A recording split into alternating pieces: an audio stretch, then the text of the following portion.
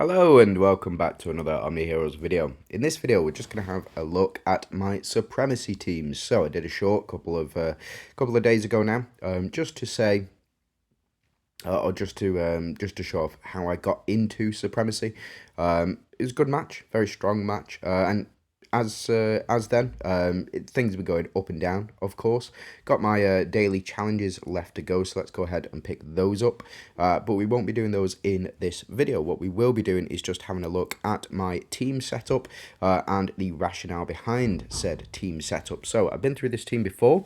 This is my first team. It is Arthur and his Mystifiers. So as you can see, there are 3 other Celestials on the team for Arthur specifically, because of this bonus right here. Stat increases of Celestial Synergy is raised by 100%, so we are getting, with 4 Celestials on the team, it is attack by 75%, so it's 175% for all allies, and crit rate is 115%. Believe that's how it works. Don't quote me on it, but I think that's how Arthur's passive works. We also have Catherine, Tsukiyomi, Mulan as Mystifiers on this team, and we have Doris up there in the top as well. The reason that I'm not running another Doom like Ophelia in that position, because I'm already using Ophelia in other teams, and this team works very well. Doris provides an additional layer of damage that can be done via her exclusive runes. Her exclusive runes are really, really important. Getting those up to full red is something that you should be looking to prioritize if you are running a proper Dooms team. You do need Doris full red. Then we move on to Arthur. Arthur himself is a rock. The rest of the team goes down. Very squishy, very, very squishy indeed, because they're all strikers and nobody has any damage reduction, nobody has any defense increase, anything like that. But Arthur is there as your rock, usually last man standing. Now that has been a bit of a problem in the matchups that I've seen so far, and the reason for that is because of the banish mechanic. Now the banish mechanic, in case you do not know, it will exile this slot completely, so you cannot use it. The unit still remains there, but under the banish effect. That's the purple aura that you can see around where Arthur is. Now what I've found is that reflect damage does the most, followed by corrode damage on this team. Excuse you. Corrode, Catherine, Mulan, and Tsukiyomi, they all, well, everybody but Tsukiyomi applies it, but Tsukiyomi will also grant your team a boon of plus 1,000,000 attack and defense per stack of corrode that the enemy does have. So she steals that attack and defense from the enemy, which allows for the corrode and indirect damage to kick in, specifically the reflect damage. Now I do have my relics here, as you can see. No Mystifiers relics in here, but the Doom's relics are absolutely fine. And something else that I do need to point out before we carry on is my hope tree, just in case. Oh yeah, take you. I'll take that level up when I can. But the thing I wanted to point out is the synergy. Pardon me, the synergy mark up here. As you can see, I've got 60 points invested in all of these synergy trees, so that my teams can work together. As you can see, just outside of the top 10 at the moment. Still need to do 4 daily attempts, so we'll get those in over the course of the next couple of hours. But that is the first team. The relics, again, I've gone for all Doom's relics, and just something to know, I can't go straight onto here, but every unit on this team has 200% reflect rate. The speed is not a factor on this team. You have to either choose between 50 speed or 200% reflect rate. Each unit on this team has 200% additional reflect rate, as do all of my Dooms. Every Doom that I'm using here has 200% reflect rate via the accessories. I have focused on getting that because reflect is so important. It gets around so much damage. Now, the final thing that we want to take into consideration is for the first 3 rounds, we'll take 50% less damage. The reason for that is this team is super squishy. Like I said before, team is super squishy, and we need to survive for long enough so that Arthur can build up his passive. His rune passive allows for whenever a unit takes action, he increases his HP and defense up to 10,000%, so we want to take as many actions as possible, which is where Mulan comes in, and also we want to increase Arthur's defense and HP very, very high as quickly as we can. So that is why I've chosen those teams. Now, I'm testing this team out. This team used to be something else. I used to have Dahlia and Dahlia, Elowin, and Ayushta on this team. So I had, instead of Audrey and instead of Lily and Leah and Talinas, I had, Elowin as a Phantom, and also I had Dahlia, Dahlia and, what's her name? Ayushta on this team as 4 Phantoms. So I had 3 Phantoms, 2 Protectors on this team in Amaterasu and Wukong. But I've decided to go the shield route, and the reason that I've gone the shield route is primarily because of Amaterasu and how she interacts with Audrey. So whenever Audrey gains any shielding whatsoever, she will dish it out to the rest of the team. Whenever Amaterasu does a crit, she will gain that shielding back, the damage that she's done as shielding. Audrey is the same with Amaterasu on the team. So whenever Audrey does any crit damage, she will then do, or she will provide shielding for the rest of the team. Lily and Leah help that as well. Talinas does not help that, but she does stun enemies for 2 rounds because we've got Lily and Leah on the team. So yeah, it was just a test, this team, and it seems to be doing okay. Okay, Audrey is the main powerhouse in this team.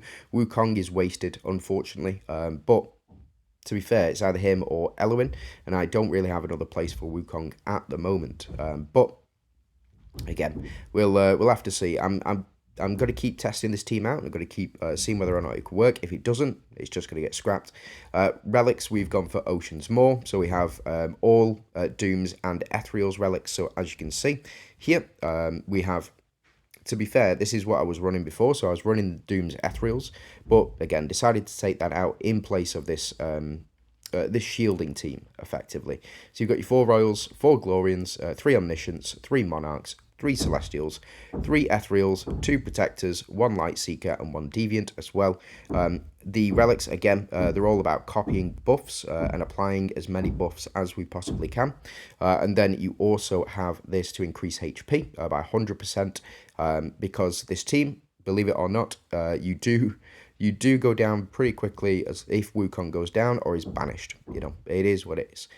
So we'll move on to the next team. Now, this team, I need to improve Sal on this team. Sal is the only one without any purple runes or purple accessories. Sorry, he does need those purple accessories, I think, because the difference that between Seraphina and him, damage-wise, the damage they take is astronomical. Sal just gets one shot, and again, I've not got enough refinement or at the moment was focusing too heavily on getting that 200% reflect rate. Now we've got our chest, we've got sphere for the healing specifically, so we can occasionally get double heals, and we also get Hand of Tear as well.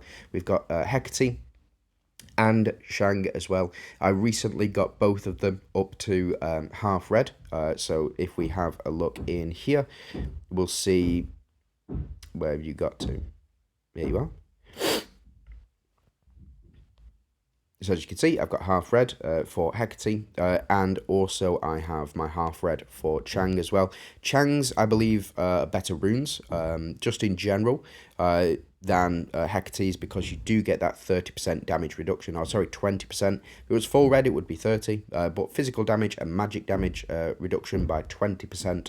So just trying to keep this team alive for as long as possible, which is why Cleopatra is in here as well. If you don't have Cleopatra, you just replace her for Atrops. Atrops, I would say, probably does a better job anyway, primarily because of the healing that she provides on her ultimate and active skills. We've also got Seraphina on the team for the healing factor. Remember that if Salim or Hecate receive healing, they increase the attack, their attack boosts, and also Sal increases damage boost as well. Nowhere near as powerful as the scaling for Hecate, but it does the job sometimes. You've just got to see it to believe it. He does a lot of damage if you let him build up for 1 or 2 rounds. Then that, again, it's why I've got to include Cleo on this team, is primarily because of the Holy Shield that she does provide as well. So we'll jump into, well, before I do, we'll have a look at the healing artifact that I've included on there. So 25% at the start of every round. It helps you build up very quickly with Hecate and Salim, and the rest of the team getting up to that what do you call it, Grace of Hunters synergy as well. So just something to keep in mind. Now we do have Aphrodite, we have Leviathan, we have Mavis, Halissa and Isis on this team. It is a Doom's Avengers team, and the reason that I wanted to go with Doom's Avengers is because of this setup right here for Isis specifically. I know it's Ra's Bark. Yeah, I've figured out how to pronounce it finally. It is called a bark. Yes, finally done it. Achievement unlocked. We can go home now to the pub. So we have Isis in slot 1. As you can see, we've got Orderlies here at the start of battle. Max HP is increased by 500%. We've got Halissa to increase the synergy mates. Monarch. We have Halissa to increase the Monarch HP pool by, I believe it's 500% that I've got here. Yeah, 500%. You've got Mavis here, who on death will wipe out the enemy team. You've got Leviathan to provide additional increased reflect rate for the team, and Aphrodite here to steal enemies and do massive damage. Also to purify any corrode or burn or whatever you've got debuffed on your team as well. Every time she ultimates, she will remove all, I believe, debuffs on the team. So really, really powerful. I've got her in the increased attack slot, and I've got Mavis in the increased damage slot because that applies to her last word as well. Halissa in the HP slot. Probably should have Leviathan, but Leviathan in this back slot as well. It works relatively well. Leviathan goes down very quickly in this team though, unfortunately, but what happens is she comes straight back with Isis ability in this slot here, unless Aphrodite has stolen somebody, in which case you're not too fussed. But again, we've got our 4 Avengers, we've got 3 Orderlies, 3 Royals, 3 Doomsdayers, 2 Light Seekers in the form of Halissa and Mavis, and 2 Shadow Arcs as well. Very, very strong pairing. 2 Celestials, 2 Shadow Arcs again, and a Deviant Oz in the form of Leviathan as well. So yeah, really strong. And then I've gone for the stun as well. So the reason that I've gone for the stun is so that our team can build up and get through that first stage as quickly as possible without taking too many hits effectively. Now, moving to our next team, this is a mix of Mystifiers and Valianters as well. So you've got Hades and Gaia. The reason that I put Hades on this team, firstly, he is a protector, so he does link up very well with Lancelot and with Gaia. Gaia and Hades link up very, very well. The only thing they don't share is that Valkyrie synergy, Hades being the Valianter, Gaia being the Mystifier. But Lancelot also does something very cool, which I wanted to test out to see if it's any good. And it does seem to be. It does seem to be very, very good and quite reasonable for this team as well. So it is this one here. When an ally successfully applies Phantom Illusion or Soul Devour effect on enemies, Lancelot additionally increases the damage reduction of all allies by 5% for 3 rounds. So effectively, when he does it, so Lancelot himself can apply the Phantom Illusion effect, and Hades can as well. So if you are doing that in round 1, you get that additional 10% damage reduction. Lancelot also provides the 200% increased corrode damage, which works very well with Gaia. We do have Ra on the team and Pandora. The reason that I've got both of these, Pandora requires that executability. The amount of times that I've seen Pandora do basically down to 20% damage and just not get anywhere with her because enemies heal up too quickly.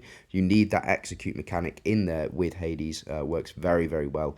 Ra is in here for protection to keep the rest of the team alive. Hades can be quite vulnerable to a banish effect.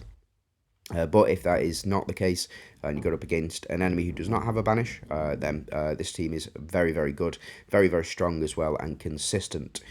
We do have all of the same relic types, so Mystifiers, Valianters, and as you can see, we get the relic types up here as well. So very, very strong. And we do have Enhances Position 1, the start of battle.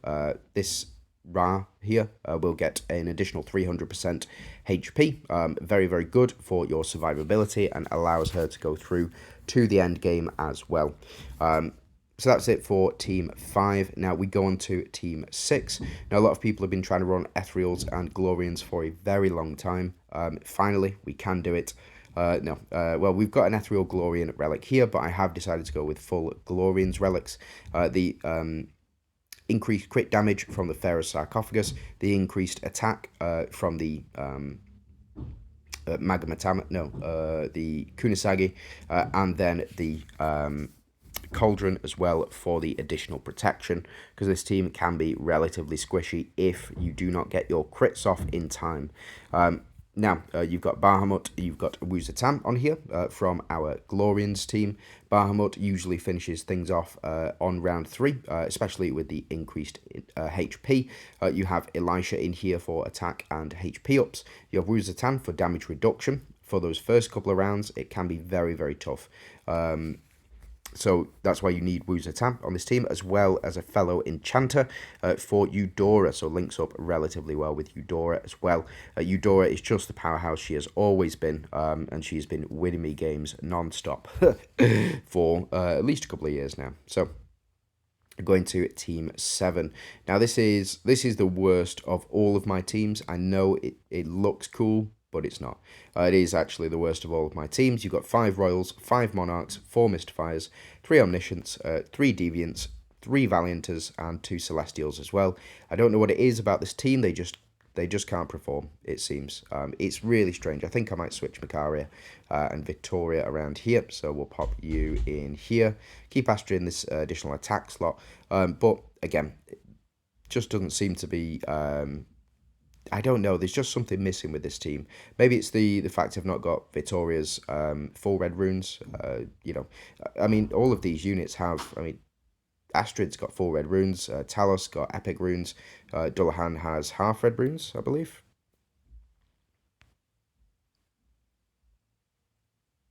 Yeah, Dullahan half red runes, Talos epic runes. Again, I just don't know what's wrong with this team. They just lose consistently.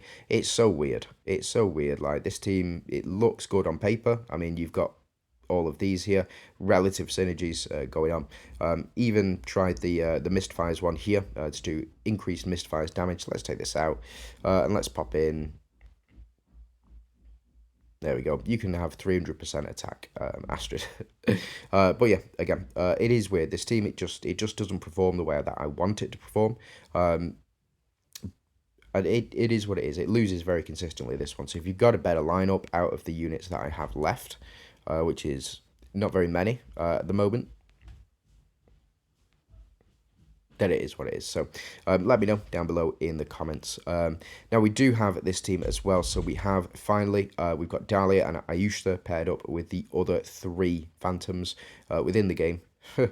You've got Janna, Narissa, and Althea as your Avengers. And as you can see, 4 Avengers synergies. We've got all 4... all 3 Avengers relics as well. We do have 3 Doomsdayers on the team, technically, which does work out reasonably well, especially with the high HP that Dahlia can give. She switches with Janna as so, and then powers up Janna to no end. It is really, really good.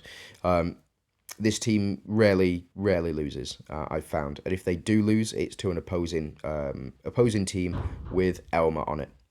Again, I could take one of these units out, probably either Ayushta or Narissa, and pop Elma in to this team. But Narissa does a lot of work. She does a lot of work.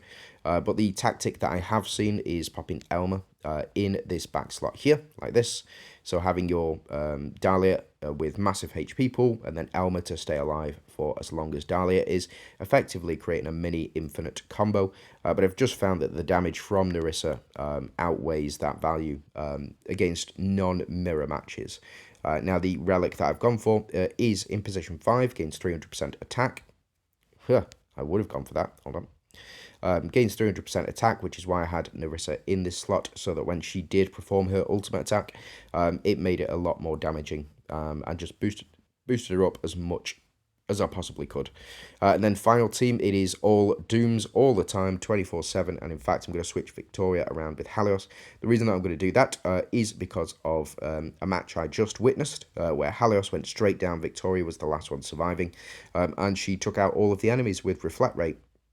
Really, really good, really powerful team, but again, it's just lacking something. It's the same as this team here. It's just it just seems to be lacking something. I don't know what it is at the moment. We do have our 3 protectors on here. So we have 5 royals, 5 dooms, 3 omniscients, 3 protectors, 3 celestials, 2 enchanters, and 2 deviants. So seems reasonable. All of this, and we have our dooms relics as well. So we've got dooms, with the shield as well, to proc Lamia. Lamia is okay. I think she just needs something else, but I don't know. And then all dooms all the time, as you can see there.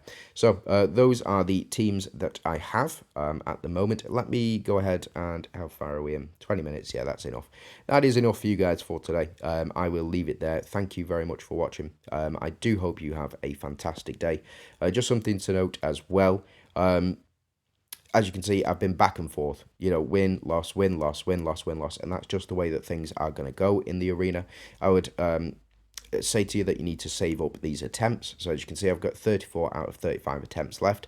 I will be using the remaining 5 today. Then I'll get 5 more topped up for tomorrow, and then I'll be using 10 tomorrow, including the buy with diamonds, which will leave me with 30 again.